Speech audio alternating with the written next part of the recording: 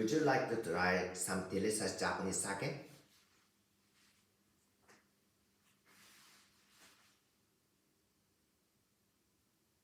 What the heck? What's with this cup? To explain, we would like to share with you an anecdote from Nagaoka. Nagaoka may not be famous on the world stage, but the sake kingdom is the city with the second largest number of sake breweries in Japan. Its position of importance firmly secured. People in Nagaoka have always had easy access to such delicious sake that makes you want to keep on drinking it. The people of Nagaoka's relationship with sake is deeply connected to a mysterious sake cup. This is the cup.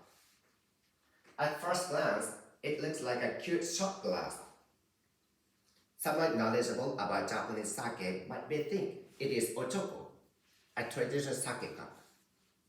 It is actually called jubunhai, which can be loosely translated as cup of just enough. Jubun, which in this case means in moderation, doesn't really give you a clue as to why this cup is named so. The mystery of this cup is not in its name, but in its use. Here's how it works. First, there's a decorative element in the center of the cup, called kazare in Japanese. Second, there's a small hole in the bottom of the cup. Third, when you pour sake into the cup, it doesn't drain out. But when you pour a certain amount of it into the cup, it starts drain out through the hole in the bottom. Also, once it starts to flow, everything drains out. This strange cup, which makes it hard to drink, is not fit to be a sake cup. Why is this cup such a crucial part of Nagaoka and its sake? In 1687, Makino Tadatoki, the lord of Nagaoka domain, admired jubunhai and handed some out to his retainers and people of his domain in order to promote thrift.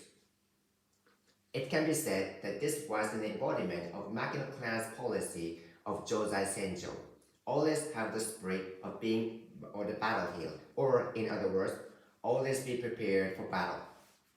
It shows the conviction that you should discipline yourself to live a modest and thrifty life. It is said that Lord Tadatoki admonished both himself and his retainers to follow this creed. Tadatoki composed a piece in the classical Chinese style about jubunhai.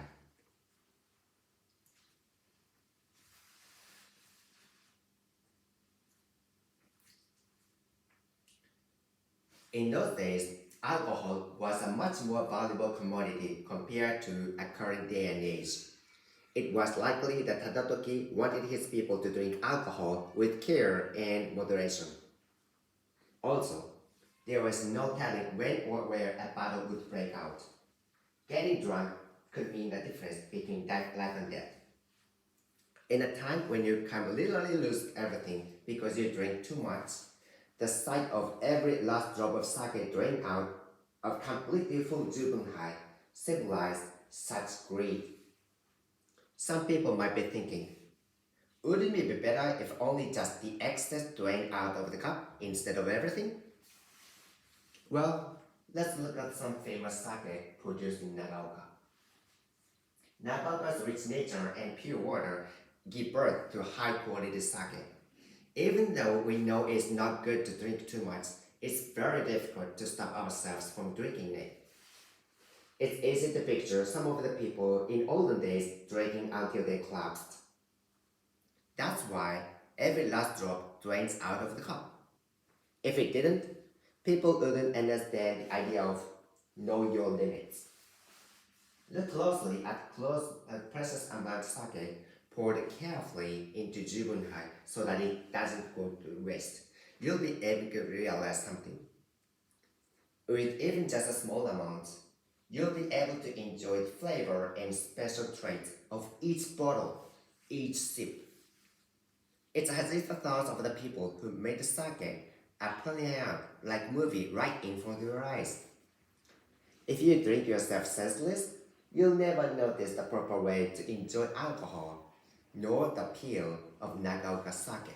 Delicious, even in moderation. Even in this time, self-restraint, you don't have to compromise to enjoy alcohol. Look at this as an opportunity to discover a new way to enjoy alcohol. Isn't it exciting?